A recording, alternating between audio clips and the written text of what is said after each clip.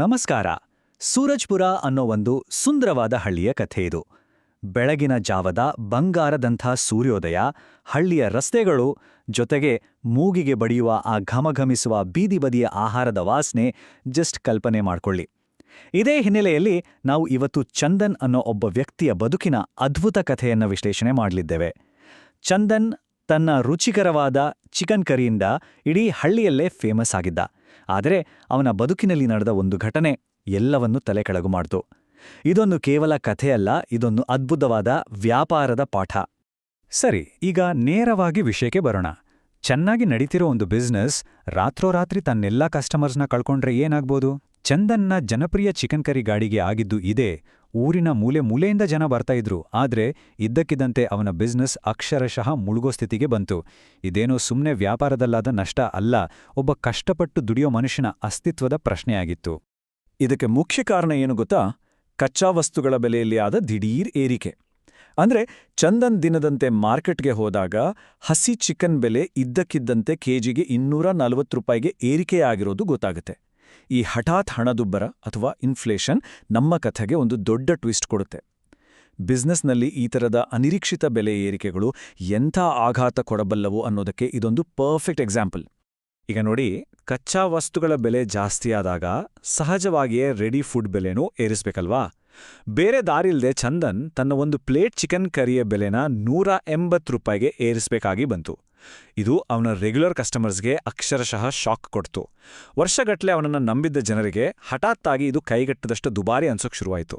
ಜನ ಹೆಂಗ್ ರಿಯಾಕ್ಟ್ ಮಾಡಿದ್ರು ಅಂದ್ರೆ, ಇಷ್ಟು ದುಬಾರಿ ಬೆಲೆ ಕೊಟ್ಟು ಚಿಕನ್ ತಿನ್ನೋ ಬದಲು ನಾವು ಮಟನ್ ತಿನ್ಬೋದಲ್ಲಪ್ಪ, ನಮ್ಗೆ ಇಷ್ಟು ಕಾಸ್ಟ್ಲಿ ಚಿಕನ್ ಬೇಡವೇ ಬೇಡ ಅಂತ ನೇರವಾಗಿ ಸ್ವಲ್ಪ ಕೋಪದಿಂದಲೇ ಹೇಳೋಕೆ ಶುರು ಮಾಡಿದ್ರು.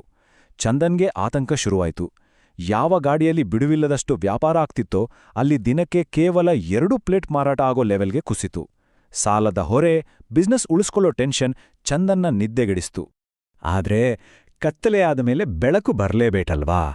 ಆ ಕಷ್ಟದ ಸಮಯದಲ್ಲಿ ಬಿಹಾರದ ನಗುಮುಖದ ಅಪರಿಚಿತನೊಬ್ಬ ಎಂಟ್ರಿ ಕೊಡ್ತಾನೆ. ಚಂದನ್ನ ಚಿಕನ್ ಕರಿ ತಿಂದ ಆ ವ್ಯಕ್ತಿ ಅದರ ರುಚಿಗೆ ಫಿದಾ ಆಗಿ ಒಂದು ಅದ್ಭುತವಾದ ಐಡಿಯಾ ಕೊಡ್ತಾನೆ. ಮಸಾಲೆಗಳನ್ನ ಬಳಸೋದ್ರಲ್ಲಿ ನಿಮ್ಗಿರು ಕೈಗುಣ ನೋಡಿದ್ರೆ ನಿಮ್ಮ ನಿಜವಾದ ಟ್ಯಾಲೆಂಟ್ ಇರೋದು ಅಪ್ಪಟ ಬಿಹಾರಿ ಮಟನ್ ಮಾಡೋದ್ರಲ್ಲಿ ಅಂತ ಹೇಳ್ತಾನೆ. ಒಂದು ಸಣ್ಣ ಭೇಟಿ ಒಬ್ಬ ವ್ಯಕ್ತಿಯ ಬದುಕಿನ ದಿಕ್ಕನ್ನೇ ಹೇಗೆ ಬದಲಾಯಿಸ್ಬೋದು ಅನ್ನೋದು ನಿಜಕ್ಕೂ ಅಚ್ಚರಿ. ತನ್ನ ಹೆಂಡತಿ ಜೊತೆ ಮಾತಾಡಿದ್ಮೇಲೆ ಚಂದನ್ ಒಂದು ಗಟ್ಟಿ ನಿರ್ಧಾರ ಮಾಡ್ತಾನೆ. ಹಳೆಯ ಸಾಮಾನ್ಯ ಚಿಕನ್ ಕರಿ ಮೆನುವನ್ನ ಕೈಬಿಟ್ಟು ಹೊಸ ಅಪ್ಪಟ ಬಿಹಾರಿ ಮಟನ್ ಮೆನುಗೆ ಶಿಫ್ಟ್ ಆಗ್ತಾನೆ. ಮರುದಿನವೇ ಮಾರ್ಕೆಟ್ನಲ್ಲಿ ಆ ಅಪರಿಚಿತ ವ್ಯಕ್ತಿನ ಹುಡುಕಿ ಆ ಬಿಹಾರಿ ಅಡುಗೆಯ ರಹಸ್ಯಗಳನ್ನ ಕಲ್ತುಕೊಳ್ತಾನೆ.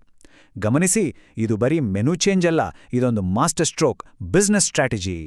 ಮತ್ತು ಈ ಸ್ಲೈಡ್ ನಮಗೆ ಅದ್ಭುತವಾಗಿ ವಿವರಿಸೋದು ಏನಂದ್ರೆ, ಆ ಬಿಹಾರಿ ಅಡುಗೆಯ ಸೀಕ್ರೆಟ್ ಬರೀ ಮಟನ್ನಲ್ಲಿರಲಿಲ್ಲ, ಅದರಲ್ಲಿ ಬಳಸೋ ಪದಾರ್ಥಗಳ ಕಾಂಬಿನೇಷನ್ನಲ್ಲಿದ್ದಿದ್ದು. ಪಲಾವ್ ಎಲೆ, ಲವಂಗ, ಏಲಕ್ಕಿ ಅಂಥ ಇಡೀ ಮಸಾಲೆಗಳು, ಧಾರಾಳವಾಗಿ ಬಳಸೋ ಈರುಳ್ಳಿ, ಮತ್ತೆ ಅತೀ ಮುಖ್ಯವಾಗಿ ಸಾಸಿವೆ ಎಣ್ಣೆ. ಹೌದು, ಆ ಸಾಸಿವೆ ಎಣ್ಣೆಯ ಘಾಟು, ಅದರಲ್ಲಿ ಹುರಿದ ಮಸಾಲೆಗಳ ಪರಿಮಳ ಇದೆಯಲ್ಲ, ಅದೇ ಆ ಅಡುಗೆಗೆ ಜೀವ ತುಂಬಿದ್ದು. ಆ ಹೊಸ ಮಾರ್ಗದರ್ಶಕ ಚಂದನ್ಗೆ ಕೊಟ್ಟ ಲಾಸ್ಟ್ ಅಡ್ವೈಸ್ ಏನು ಗೊತ್ತಾ? ಇದನ್ನ ನಿನ್ನ ಹೃದಯದಿಂದ ಬೇಯಿಸು, ರುಚಿ ತಾನಾಗೆ ಬರುತ್ತೆ ಅಂತ. ಈ ಮಾತಿನಿಂದ ಸಖತ್ ಇನ್ಸ್ಪೈರ್ ಆದ ಚಂದನ್ನ ಬಿಹಾರಿ ಮಟನ್, ಅಪ್ಪಟ ದೇಸಿ ರುಚಿ ಅನ್ನೋ ಹೊಸ ಬೋರ್ಡ್ ಹಾಕಿ ತನ್ನ ಗಾಡಿನ ರೀಲಾಂಚ್ ಮಾಡ್ತಾನೆ. ಈ ಬಾರಿ ಅದು ಬರೀ ಅಡ್ಗೆ ಆಗಿರ್ಲಿಲ್ಲ, ಅವನ ಹೊಸ ಭರವಸೆಯಾಗಿತ್ತು. ಒಂದು ಪ್ಲೇಟಿಗೆ 880 ರೂಪಾಯಿ, ಹೌದು, ಪ್ರೀಮಿಯಂ ಬೆಲೆ. ಆದ್ರೂ ಸಹ ಆ ಅಡುಗೆ ಹಳ್ಳಿಯಲ್ಲಿ ಇನ್ಸ್ಟೆಂಟ್ ಹಿಟ್ಟಾಯಿತು. ಆ ಅತ್ಯಂತ ಮೃದುವಾದ, ಸ್ಪೈಸಿಯಾದ ಮತ್ತು ಜ್ಯೂಸಿಯಾದ ಮಟನ್ ರುಚಿಗೆ, ಆ ಸಾಸಿವೆ ಎಣ್ಣೆಯ ಘಾಟಿಗೆ ಇಡೀ ಹಳ್ಳಿ ಸಂಪೂರ್ಣವಾಗಿ ಫಿದಾಯಿತು. ರುಚಿ ಮತ್ತು ಕ್ವಾಲಿಟಿ ಇದ್ರೆ ಬೆಲೆ ಯಾವತ್ತೂ ಮ್ಯಾಟರ್ ಆಗಲ್ಲ ಅನ್ನೋ ಒಂದು ದೊಡ್ಡ ಬಿಸ್ನೆಸ್ ಲೆಸನ್ ಇಲ್ಲಿ ಪ್ರೂವ್ ಆಯಿತು. ಅಲ್ಲಿಂದ ಆಟ ಶುರು ನೋಡಿ. ಬೆಳಗಿನ ಜಾವದಿಂದಲೇ ಬಿಸಿ ಬಿಸಿ ತಯಾರಿ, ಮಧ್ಯಾಹ್ನಕ್ಕೆಲ್ಲ ಮುಗಿಬೀಳುವ ಜನ. ವ್ಯಾಪಾರ ಅಂತೂ ರಾಕೆಟ್ ವೇಗದಲ್ಲಿ ನಡೀತಿತ್ತು. ಇಡೀ ಊರಿಗೂರೇ ಅವನ ಮಟನ್ ಕರಿಯನ್ನ ಕೊಂಡಾಡ್ತಾ ಇತ್ತು. ಆದ್ರೆ ಇದೆಲ್ಲ ನೋಡಿ ಸುಮ್ನಿರೋಕ್ಕಾಗತ್ತಾ? ರಸ್ತೆಯ ಮೂಲೆಯಲ್ಲಿ ನಿಂತು ಇದನ್ನ ನೋಡ್ತಿದ್ದ 3 ಕಾಂಪಿಟೀಟರ್ಸ್ಗೆ ಹೊಟ್ಟೆ ಉರಿಯಕ್ ಶುರುವಾಯ್ತು. ಅಲ್ಲಿಂದ ಒಂದು ಕರಾಳ ಸಂಚು ರೂಪುಗೊಳ್ಳುತ್ತಿತ್ತು.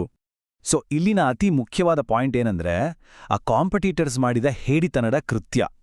ಎಷ್ಟು ಪಕ್ಕಾ ಪ್ಲಾನ್ ಮಾಡಿದ್ರು ನೋಡಿ.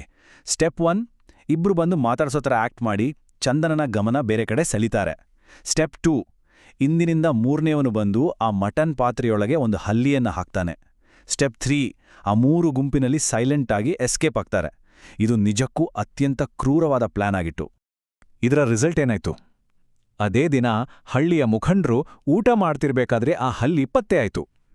ಇದರಿಂದ ಸಿಕ್ಕಾಪಟ್ಟೆ ಕೋಪಗೊಂಡ ಮುಖಂಡ್ರು ತಕ್ಷಣವೇ ಚಂದನ್ ಇನ್ಮೇಲೆ ಊರ್ನರಿ ಫುಡ್ ಮಾರಾಟ ಮಾಡಬಾರ್ದು ಅಂತ ಬ್ಯಾನ್ ಮಾಡೇ ಬಿಟ್ರು.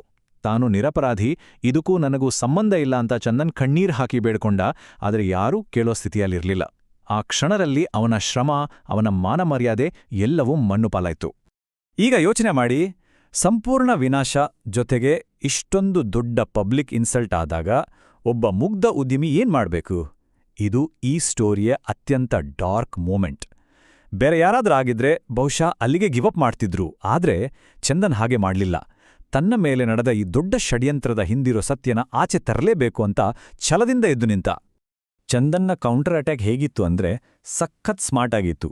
ಮೊದಲು ಖಾಲಿ ಹೊಡೆಯುತ್ತಿದ್ದ ಆ 3ನೇ ಪ್ರತಿಸ್ಪರ್ಧಿಯ ಗಾಡಿಯನ್ನ ಅವನು ಅಬ್ಸರ್ವ್ ಮಾಡಿದ. ನೇರವಾಗಿ ಅವನ ಬಳಿ ಹೋಗಿ ಒಂದು ಆಫರ್ ಕೊಟ್ಟ. ಆ ಕಾಂಪಿಟೀಟರ್ ಮುಖಂಡರ ಮುಂದೆ ಸತ್ಯ ಒಪ್ಕೊಂಡ್ರೆ ಪ್ರತ್ಯಾಗಿ ಆ ಫೇಮಸ್ ಬಿಹಾರಿ ಮಟನ್ ರೆಸಿಪಿಯನ್ನ ಸಂಪೂರ್ಣವಾಗಿ ಹೇಳ್ಕೊಡ್ತೀನಿ ಅಂತ ಭರವಸೆ ಕೊಟ್ಟ. ವ್ಯಾಪಾರ ಇಲ್ಲದೆ ಒದ್ದಾಡ್ತಿದ್ದ ಆ ವ್ಯಕ್ತಿಗೆ ಇದೊಂದು ತಿರಸ್ಕರಿಸಲಾಗದಂಥ ಆಫರ್ ಆಗಿತ್ತು. ಮತ್ತು ಈ ಪ್ಲಾನ್ ವರ್ಕ್ ಆಯ್ತು. ಆ ಪ್ರತಿಸ್ಪರ್ಧಿ ಮುಖಂಡರ ಮುಂದೆ ತನ್ನ ತಪ್ಪನ್ನ ಓಪನ್ ಆಗಿ ಒಪ್ಕೊಂಡ. ಹೊಟ್ಟೆ ಕಿಚ್ಚಿನಿಂದ ನಡೆದ ಆ ನೀಚ ಸಂಚು ಇಡೀ ಊರಿನ ಮುಂದೆ ಬಯಲಾಯ್ತು. ಕೊನೆಗೂ ನ್ಯಾಯ ಗೆದ್ದಿತು. ತಪ್ಪು ಮಾಡಿದ ಆ 3ರನ್ನ ಹಳ್ಳಿಯಲ್ಲಿ ವ್ಯಾಪಾರ ಮಾಡದಂತೆ ಬ್ಯಾನ್ ಮಾಡಲಾಯ್ತು ಮತ್ತು ಚಂದನ್ ಮೇಲಿದ್ದ ಎಲ್ಲ ಕಳಂಕ ದೂರವಾಯ್ತು. ಈಗ ಇಲ್ಲಿ ನಿಜಕ್ಕೂ ಇಂಟ್ರೆಸ್ಟಿಂಗ್ ಆದ ವಿಷಯ ಏನಂದ್ರೆ, ಆ ಕಷ್ಟದ ಸಮಯದಲ್ಲಿ ಚಂದನ್ ಹೇಳುವ ಮಾತು, ಇಂದು ನನ್ನ ನಂಬಿಕೆಗೆ ಜಯ ಸಿಕ್ಕಿದೆ ಅಂತ.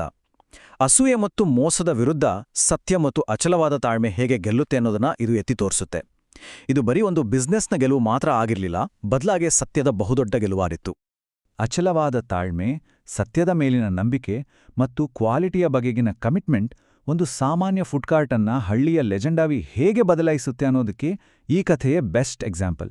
ಕಷ್ಟಗಳು ಬಂದಾಗ ಅಡ್ಯಾಪ್ಟ್ ಆಗೋ ಗುಣ ಮತ್ತೆ ಸತ್ಯನ ಹಿಡಿದುಕೊಳ್ಳೋ ಛಲ ಇದ್ರೆ ಯಶಸ್ಸು ಗ್ಯಾರಂಟಿ.